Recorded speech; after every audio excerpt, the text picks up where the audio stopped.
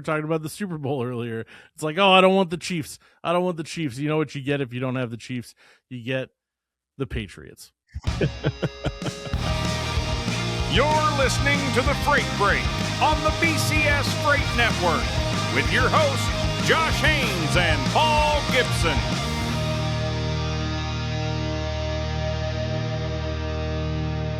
All right, you're watching the Freight Break.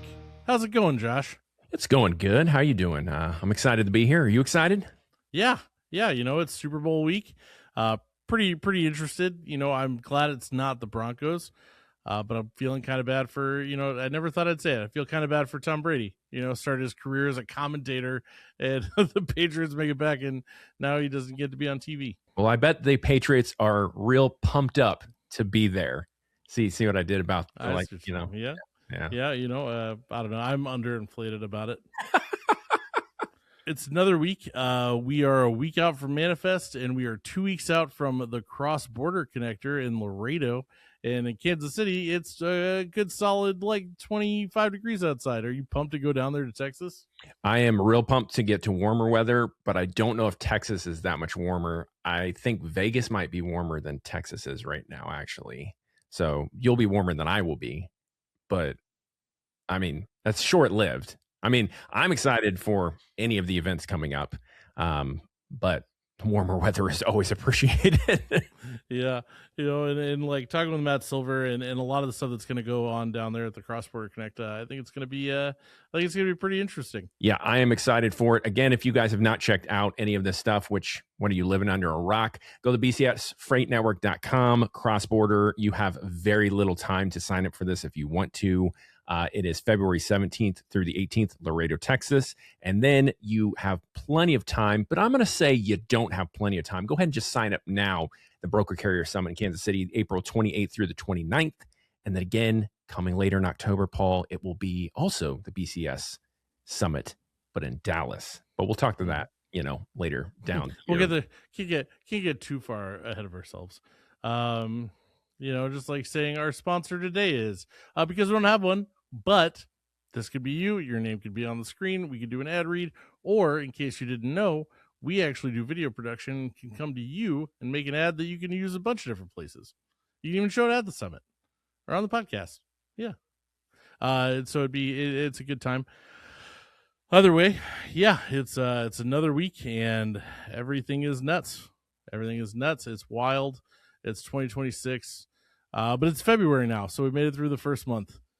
We are 1/12 of the way done with the year, and that is crazy to think about. Yeah, January was really long, and I just saw as we were recording this that we're predicted 6 more weeks of winter is what the groundhog is saying. So love that. Here's to that. Cheers. You know, pumped on that. Yeah. Speaking of the market, the Fed is doing some pretty interesting things. So I think it's time for 2026 Market Non-Update. Kevin Warsh's Fed will end the war on Main Street and trucking, says a FreightWaves headline.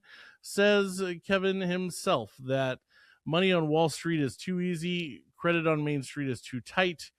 And what he wants to do is he wants to go ahead and lower interest rates, which, you know, I mean, when you look at employment, you look at a lot of different things. That's understandable. I mean, how you get to that point. I mean, there's some arguments about the numbers. There was a lot of back and forth this past year in 2025 about what numbers were real and what numbers were fake when numbers get adjusted. You know, people out here, market analysts who are good at their job or at least decent and have the data, can't predict an unpredictable market. It seems to be tough. And now you've got somebody else coming in. They think that they have a better way of running it. And if he becomes the nominee, his goal is to lower it. And the numbers make sense. The rates hiked 11 times between March 2022 and 2023. Going from 5.25 to 5.5, which is the highest level since 2021. And it's basically gotten up there from 0 to when you go back about 5 years. It's pretty insane what that's done. And now you look at it, though, but if you lower it too fast, inflation's going to go up. And so it's this weird balance of like, what is best, what is the worst. It's kind of like, we were talking about the Super Bowl earlier. It's like, oh, I don't want the Chiefs. You know what you get if you don't have the Chiefs? You get the Patriots. Right. And so it's like one of those things. It's like, what is that going to look like? And if that's the case, I do wonder if we take a major flip like that and we go hard and fast like this administration is notoriously for doing, what that's going to look like on the market. It's 2026. I think that this is, once again, not a year to predict. This is a year to prepare. So now it's like, you don't know if this guy's the nominee, but if this guy is the nominee, he's going to push him down real fast. If it stays similar, you don't really know what that looks like. But honestly, a big part of his argument is it's the idea that, you have the carrier bloodbath that you've seen over the past few years, and borrowing money gets cheaper when the rates are lower, so more people can be saved, but also then the cost of everything goes up. So it's kind of a continuous cycle.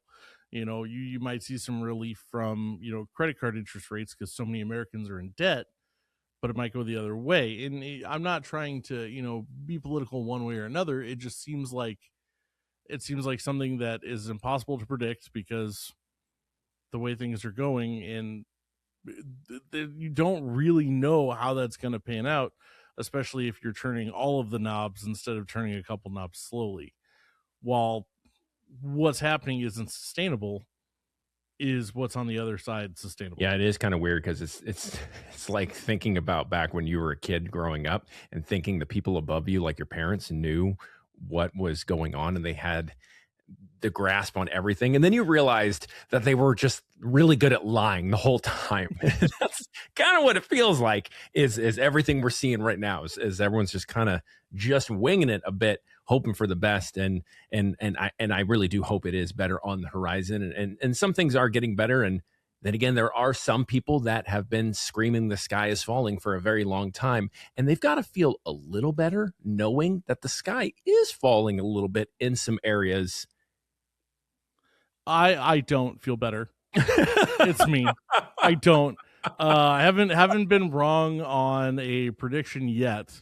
Fun fact that I've made, but at the same time, it doesn't feel good. But it's getting at a point to where, like, even with being a little neurodivergent and pattern recognition and stuff like that, like, it's getting harder and harder to see some of these things. I mean, ultimately, I'm going to lean towards doom and gloom, but I don't want to, because we're all tired. And it's like you mentioned, I'm a dad of 3 kids. You're a dad of 3 kids. Yeah, it makes me feel old. I don't know what I'm doing. I just know that I'm doing. Dad, where are we going? Oh, well, we're headed towards here. Are we going there? I don't know if that's where we're going. We're just moving. The relationships really do matter when it comes down to everything, because you are correct. There are a lot of times that we're going towards a direction, but we're not really sure the outcome of it. And I think not having the right relationships and certain things set in our pathways to help us connect along the way is like driving a car, not knowing where the next gas station is. Not having anything set up with those relationships to kind of, you've said it before that, the tide lifts all ships and stuff like that. It's, you have to have that. Otherwise you're driving into the desert by yourself, and that just sucks. Yeah, no, I mean, nothing worse than driving through West Texas. That's not true. Stopping at a place that has the world's best barbecue in West Texas. No, I mean West Texas where they don't have barbecue because they don't have anything. Like West Texas going into Arizona, like, oof, it's just hours of just like, it's almost like simulation theory. I've never been more convinced that it might be real, just because it almost even looks like the horizon is just slowly loading in, like your eyes can't actually process it because it's just so flat and so nothing. But yeah, and this could affect, because wages and inflation haven't matched.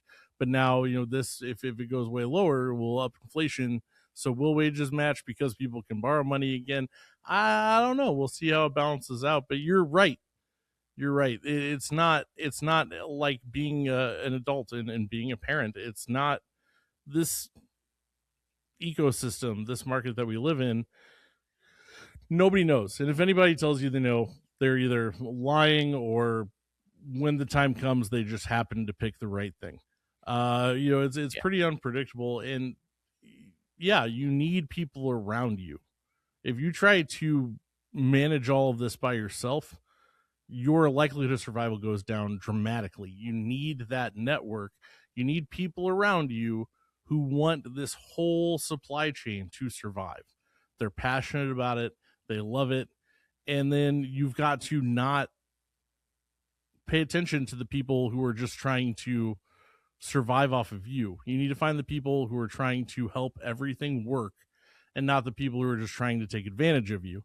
And a great person who, just like us, loves to call that out is our friend Charles Gracey. What's up, man? What's up, my guy? Yeah, so we're a day out of the drop of it. That was wild. I think it met the expectations. You can only say like coming soon or impact is imminent long enough. But the impact is here. How's it feeling to be back on FreightWaves?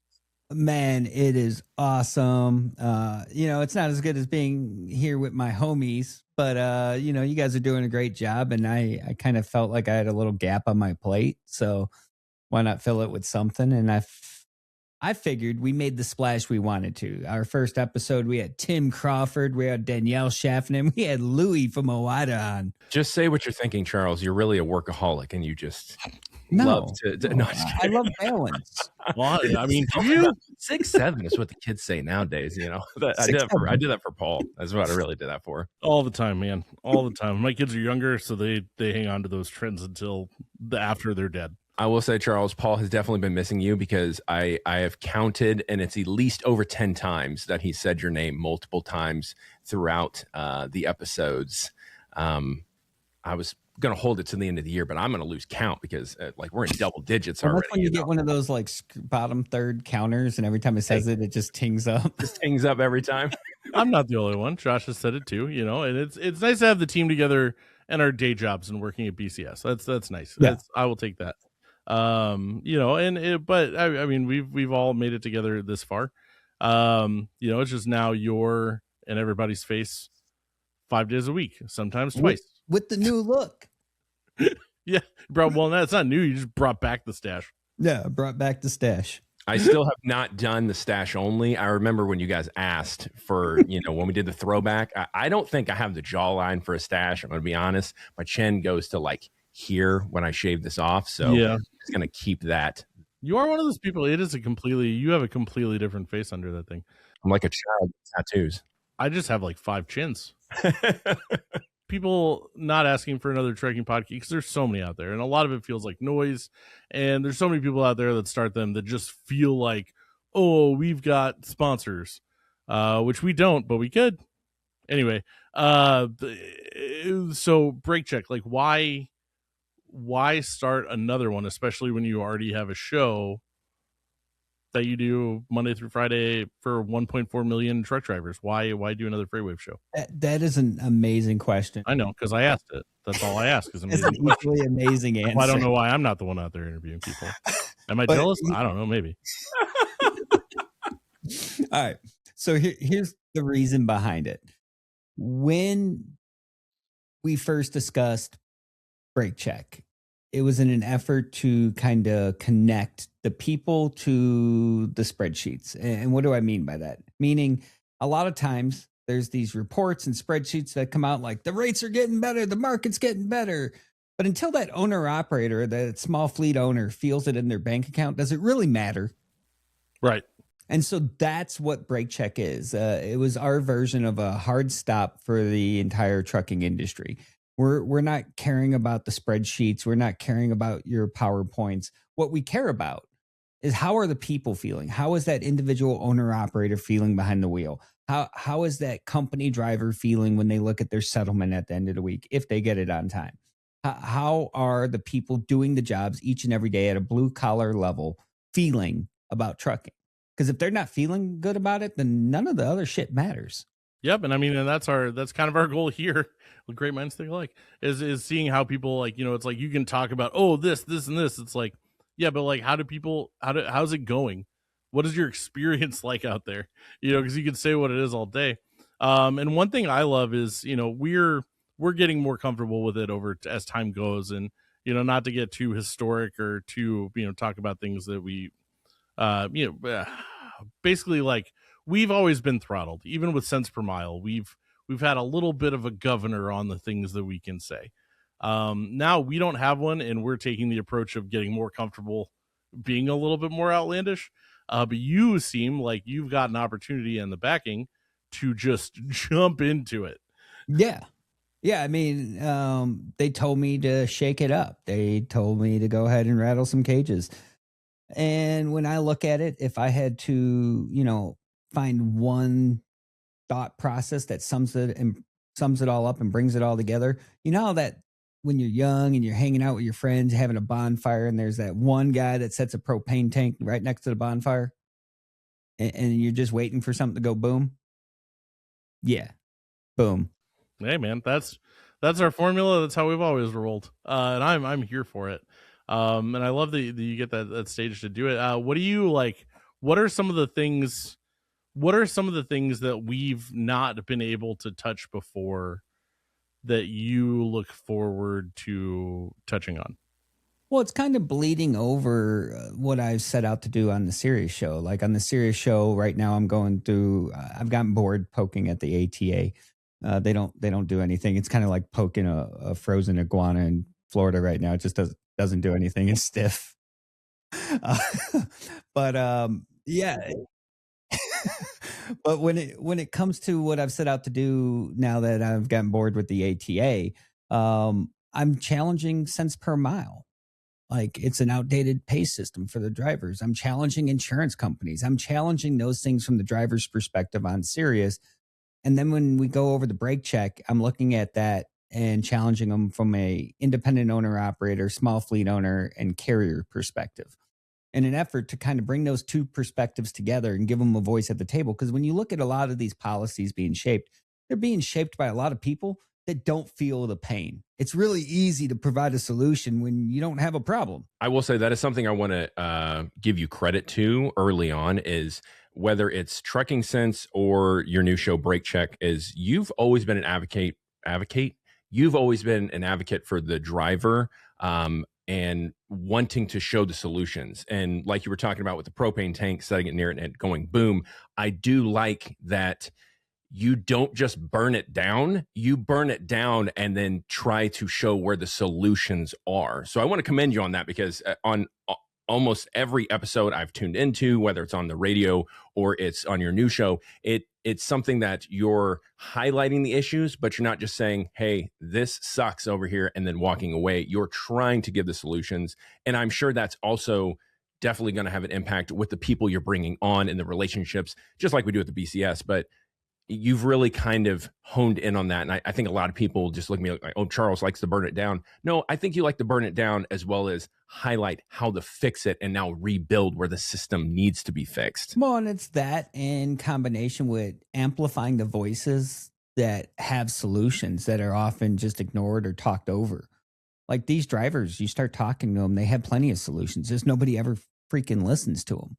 Or how about that independent owner operator that's sitting there struggling, trying to make sense of nonsense?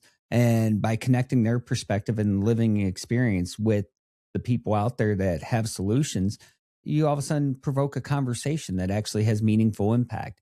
Sometimes it's just getting the necessary people together at the table. Like a lot of people like, oh, Charles, we enjoy your shows. Like, I don't look at myself as someone that's throwing a show. I look at myself as someone that's facilitating a conversation. That is one wild thing that, being at the BCS, and I mean, with the BCS, the three of us coming over, we're just getting started. By the end of the year, that's going to look wild. We know it's coming.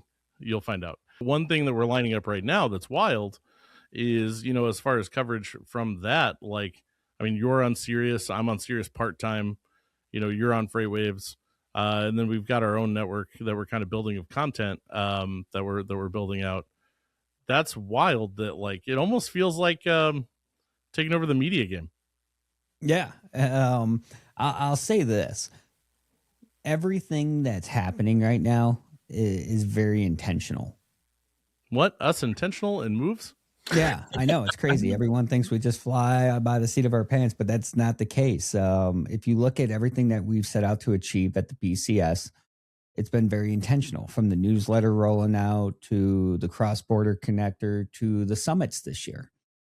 And the summits aren't going to look the same. The summits are going to look vastly different, but in all the right ways, because we've been listening to what everyone that attends and partners with the BCS wants out of these things. And so it's constant evolution. And it's no different than the media side that you guys are on. You guys are very intentional. As somebody that has to listen to all the ideas, you guys are very intentional with what you're setting out to do. I am super stoked. And for multiple reasons, outside of just enjoying the content, I'm super stoked that I get to take a step back and you guys get to have the light all to yourselves, because you guys have worked hard. You guys are really good at what you do. And I think for a long time, you guys have had a leash, and that's not the case anymore. Yeah, I'm just excited to be able to run with it. I think, and realistically, a lot of that's probably going to hit mid-year, but I think the way that this is setting up is wild. And I think it's super cool that you get to do the show that we should have been doing and been able to do this whole time. Yeah. Well, listen, man, it comes from having the right people with the right vision, looking at things not just right in front of you, but also 12 steps ahead of you. And so when you guys have set out to do what you guys have done, Dan and I sat down with you guys and said, hey, the freight break, that's going to be all you guys.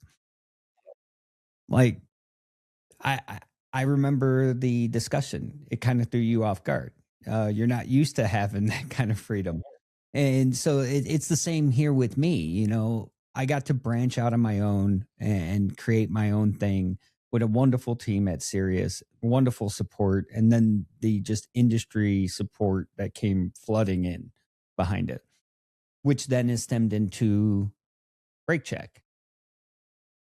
And just the overwhelming support. I can't tell you how blessed I feel to have not only the drivers, but the carriers and the industry as a whole just rallying. I think it's time that people recognize that people are tired of being talked over. They're tired of being talked at. And that's the fresh approach that I've chosen to take on my shows. I'm talking with people, and very rarely am I doing the talking anymore. I'm letting them do the talking. There's tons of wonderful people with wonderful ideas. It's just like yesterday's show of Break Check, the inaugural show launch. We had Tim Crawford from 10th Street. We had Danielle Schaffen, who is a huge trucking advocate, always combating fraud and bringing all the top issues to the forefront. And then we had Louis Pugh from Owada on, and it was all about setting the tone. I could not think of a better way to set the tone for Break Check than with those individuals. Yeah, Danielle is wild. Like, I just want to, like, sometimes I feel like anytime we talk about her, I need to preface, I'm like, she wants to be alive. She knows how to swim. So if anything happens, just know. Oh yeah, no, she is a wonderful thing that has happened to the trucking industry. Someone that is very passionate about it. But it's just like Tim and the folks at 10th Street. I've had the privilege of having a long-standing relationship with 10th Street. They've been a massive supporter of me in general. And so it's great to turn around and just continue those partnerships in this new endeavor, and just watch things grow and watch things fall where they're supposed to fall, rather than someone trying to, pull the card up their sleeve and pull it out later when it's convenient. Like, everyone's being very transparent. Everyone's being very intentional. And I'm extremely excited for what's ahead, not only for the shows, but also just for the industry. I think the industry needed more of this, and you never know what's around the corner. I mean, we got a couple tricks up our sleeve still. I still got a couple up mine, and I've gotten to know you guys long enough. I know there's more than a couple up yours. I got long arms, really long arms, so my sleeves go really long. That's why I have to keep pushing them up, I may or may not have a bag. They're like, it's almost like we've never experienced having this kind of runway. And it's interesting, like, we're very careful and methodical to move to where we want to be. And you've always been kind of like, let's just do it. And so it's interesting that you're like moving from this side and we're moving from this side. And I think by the time that all of these pieces come together in the middle, that's going to be, it's going to be nuts. Yeah, it is. But hey, it takes a village. So I encourage everyone out there watching, get involved and get uncomfortable.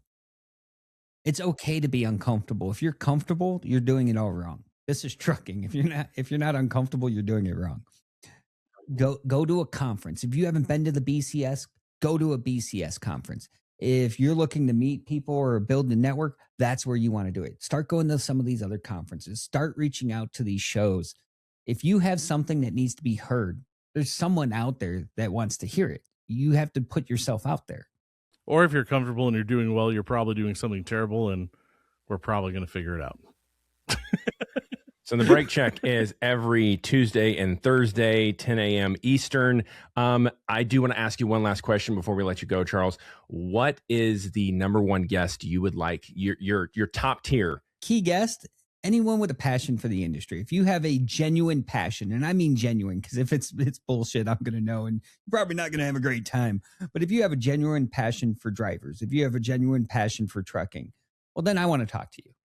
It's going to be a great conversation. But if you're coming in full of shit, yeah, let's just skip that. Love it. Yep. Love that. And it's good to know we're all on the same page. And dude, break check, pumped on it. Trucking Sense, pumped on it. And now we've got this. So we've got you covered. And I don't know if cents per mile is coming back. And if it does, we've got these shows. So I'm excited to see, though. I'm excited to see that. Hey, any shows that are pushing the industry forward in the direction it should be going is a good thing. So, and we'll see if that's the case too, because that's what we need is another trucking podcast of people just talking. But we've talked enough, so I think it is about that time. Thanks, Charles, for coming on, and yeah, see y'all next time. You've been listening to the Freight Break on the BCS Freight Network. And now, you're not.